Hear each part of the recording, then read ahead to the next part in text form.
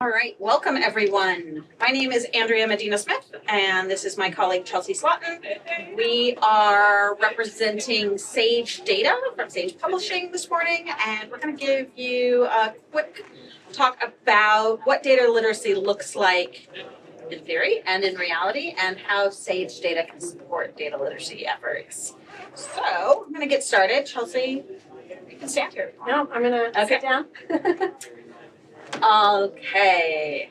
So data literacy is an offshoot of information literacy. I'm talking to a whole bunch of librarians. You all know this. And it's a core component to critical thinking skills. Being able to parse, understand, and communicate what a data set contains, in addition to effectively and ethically using that data, is foundational. As we move into an era of general AI usage, information and data literacy is also going to include AI literacy. Students and citizens need to understand the role data plays in AI algorithms and generative AI. So data literacy is supported by Sage Data to cultivate critical thinking skills and curiosity through access to data and data literacy materials. So Sage Data has a role to play in this ecosystem. We've got an integrated data platform. So not only do we offer harmonized data sets, you can do some basic analysis on that. You can do visualizations with that data. We can empower students and faculty to explore and analyze the statistical data, and it's a supported framework. So we enhance your curriculum development and boost student engagement with this data because it is in this harmonized format. We also support accessibility and usability, both big capital letter accessibility and lowercase accessibility. And we do that through easy navigation of complex data for a confident user experience. All right, so what are these foundations of data literacy that we're looking for? We have basically three big skills that we're trying to support. Understanding of those data sources, the ethics behind them and the ethics of using those sources, how to interpret data, and how to communicate all of that back to your communities. We take an interdisciplinary approach. The data that we provide and that you can use for data literacy activities is everything from social justice information to anything from the census and beyond. We do this so that you can work on research integrity skills, and you can also use it for impact assessments. And finally, we have this all in a holistic data application. All right, so challenges and practice. So this is all great that we can talk about the theory of what we need for data literacy, but as anyone who has ever talked to students about data literacy, it's not always as easy as the theory might make it seem. So one of the first challenges that we have is being exemplified by the quote from a faculty that I spoke to, who said that no data platforms are intuitive, which is true for a lot of data platforms. Many of them require some level of coding knowledge, and although coding is an incredibly useful skill and a parallel skill to data, it is still another thing for a student to learn. So it ups the barrier to entry a little bit. Oftentimes when you get these complex platforms, you do require additional support materials like tutorials or classes that are specifically geared towards learning how to use another platform, which takes away from the time that faculty have to really focus on the core competency, which a lot of them have, which is teaching data literacy. Another issue that we sometimes hear from, this one is primarily from librarians actually, is issues around data set discoverability. Metadata standards that exist for data sets are different than those for books or journals, which means that data is not always as discoverable because those standards are not optimized for data sets. This is particularly challenging in the environment that we're in right now for federal sources due to some instability in the ecosystem. Another issue that we hear about from both librarians and faculty is that there are really diverse user needs. Whatever kind of data interface we're talking about needs to be both easy for novice data users to get quick results and powerful enough and flexible enough for a more expert user to manipulate those results. So we do hear from students a lot when they're looking at data, they want a quick answer. They want a nice graph that they can put into their reports and get a good grade. So we need that to be approachable. The other thing that we need to understand and consider when we're thinking about user needs is oftentimes the novice user has a bit of a more emotional reaction, right? We have data anxiety among students, where we sometimes get students say things like, I'm not a numbers person.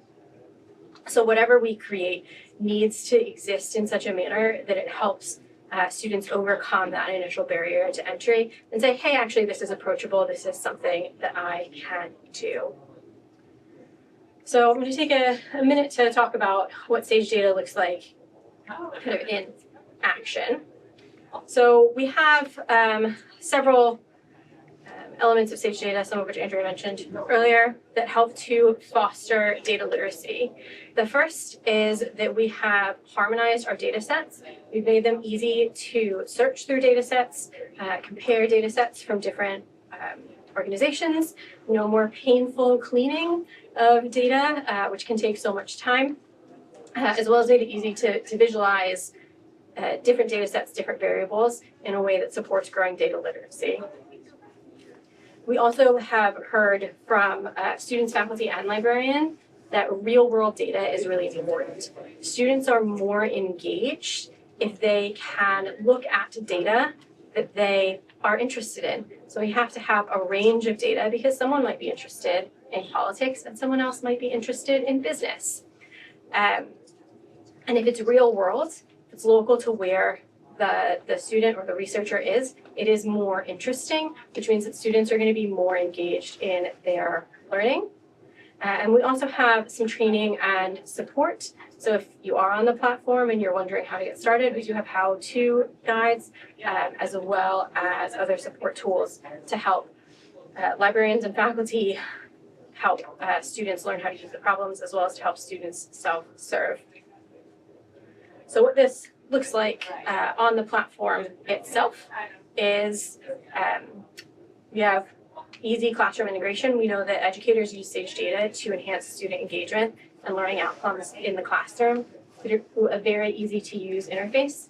No coding here. If you are interested in looking at a different variable, you can tick and untick the boxes. It's an interface that students and faculty are familiar with, and also makes it easy to run in a classroom, so you're not, say, waiting for some code to chug through for 5 minutes. Sage data is also really good for teaching because it creates these lovely visualizations. When you click on the different variables that I showed you in the previous screen, you can add different variables. It auto-generates your graph for you. What we're looking at right now is the American Time Use Survey results, which were just loaded last week, I believe. Last night, right? So hot off the press. It's the most recent time use data. And you can also see that if a student is interested in a different type of data visualization, they can look at different types of trend graphs, a pie chart, different type of rank graphs, as well as students or faculty have the option to download a table of the data, export PDF or a CSV file. If you need to cite your data, we make that really easy with a citation option. You can add different variables together, as well as create embeds if you are a faculty member and looking to embed a data visualization into a learning platform that you have, for example. And then I mentioned previously those supportive resources that we have for faculty and librarians. Shown here, we have the LibGuides, which can help librarians find different data that is available within Sage Data, but can also be handed over to faculty for their own benefit. I know a lot of librarians build their own LibGuides, which are unique to their needs and really valuable. But this can either hopefully give you a starting point or something else so that you can focus on another bit of the job. And then we also have, not pictured here, a data basics guide, which guides users through the different stages of the research journey, from question formulation to data sets selection to data set visualization, how to interpret a data set, all of that wonderful and important information, and developing those skills that we want students to have. I'm now going to hand back over to him. So we did, a couple of years ago, we did a case study with Steve Kramer, who's the business and entrepreneurship librarian and a professor at UNC Greensboro. So his unique challenge is that he supports lots of students at various points within their education. So you've got undergraduates straight out of high school who need something really easy. And then you have research students and faculty, grad students who are, asking complex questions and want to be able to do more things with the data that they have access to. So he was able to support, or is able to support, this huge range of students at the business school with Sage Data, because not only can he set a faculty member up with, oh, you're interested in the American Community Survey's information on poverty from 2019. Here you go. You can use that in your class. Here is a DOI directly to our version of that data set. Your students can click that DOI and get to exactly what they were using in class. You can also talk to an economics PhD student and say, oh, you're interested in that data set? Well, here, you can download it. You can make your own visualizations and download it, or, oh, you already work in R. Here, you can download the data as a CSV file and enter that into RStudio and be able to work on it in the format that you are comfortable with. So that was their experience with it. We know that other faculty members use the data basics to build data literacy into assignments, which then they take the students through using Sage Data to find their own data and use it appropriately within either large or small projects. So here's what we would love to see from you guys. First up, there we go. How many people in the room already are subscribers or users of Sage Data? We've got a few of you, great. So for those of you that do already subscribe to Sage Data, highlight this with your faculty members. We're happy to come in and give you a hand with that, figuring out what could be of most use to your faculty, so that they can then integrate it into the curriculum. And then once you're doing that, we'd love to hear what you are using it for. For those of you that have not subscribed yet, again, you can engage with your faculty, see how they are using data. Would Sage Data be a solution to some of the problems or issues that they're encountering in teaching data literacy? If it's not, and there's a reason that you figure that out, let us know, and we can put that into our backlog is the wrong word, but our list of all the feedback and communication that we've gotten from various stakeholders and users, so that we can, make the product better as we go along. So, if you have any questions, we'd love to answer them now. But if you think of questions later, you can drop us an email and we can either answer them or get you to the right folks at Sage that can do that. I'm curious if you guys have questions. If you don't, I have a couple questions for those people who have already subscribed. How would you, pitch Sage Data in comparison to other data visualization tools, Social Explorer, policy map, like what sets stage? So the question was, how do we compare to, how does Sage Data compare to other data visualization and data platforms like Social Explorer and Policy Map? We have a lot more data. We have something along the lines of 18 billion data points within it. That's too much for any one person to handle, right? So we have just on an order of magnitude more data to work with within the platform. In addition to that, I feel like we have a lot of support between what's already there and then our engagement teams.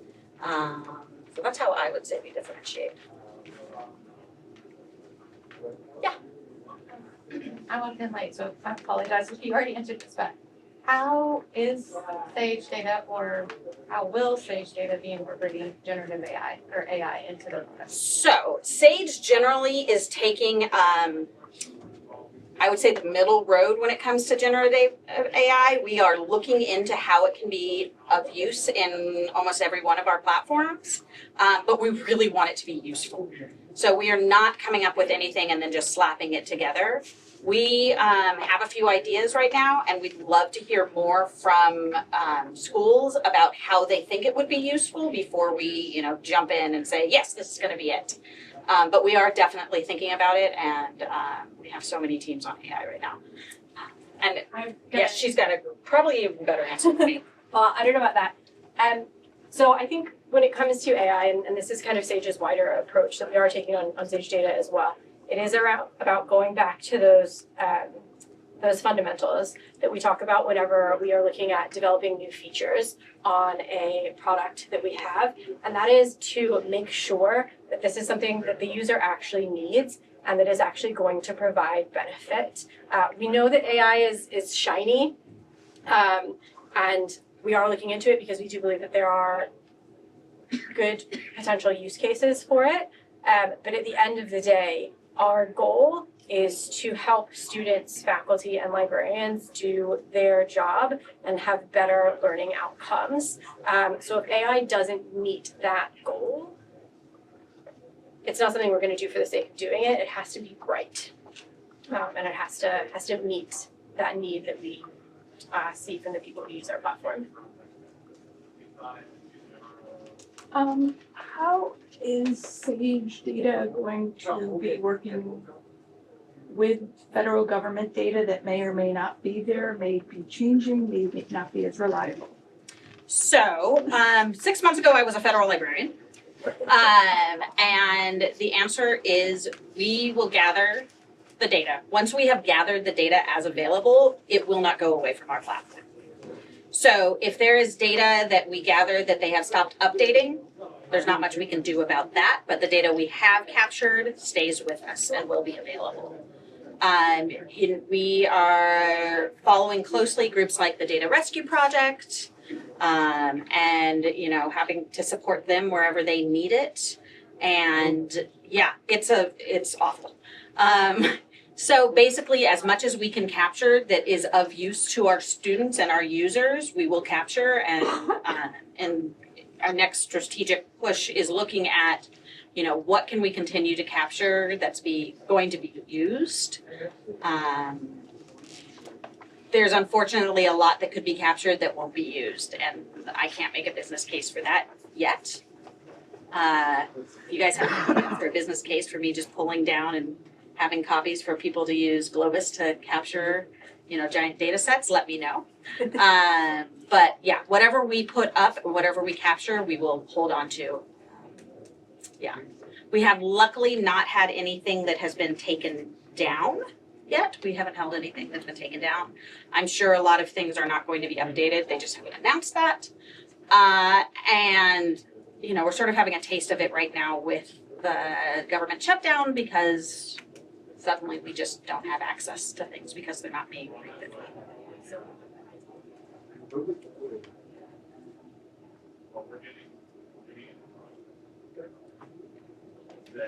We have 1 minute. Oh. I wanted to ask one question, but One question. Is there something exciting that folks have used Sage Data at your institution to do? It doesn't actually have to be exciting, but we would like to know how you guys are using it. I think we are running. So I work at a business library. And we have one of our programs are business analytics students that are doing their masters. So we used, in conjunction with some other databases, Sage Data as part of a case study that we gave them to find like raw data and then take that data and then learn how to tell a story with it. Fantastic. It's a really important skill is that data storytelling. Well, thank you very much for spending some time with us this morning. Again, if you have any questions, feel free to contact us. We'd be happy to chat more.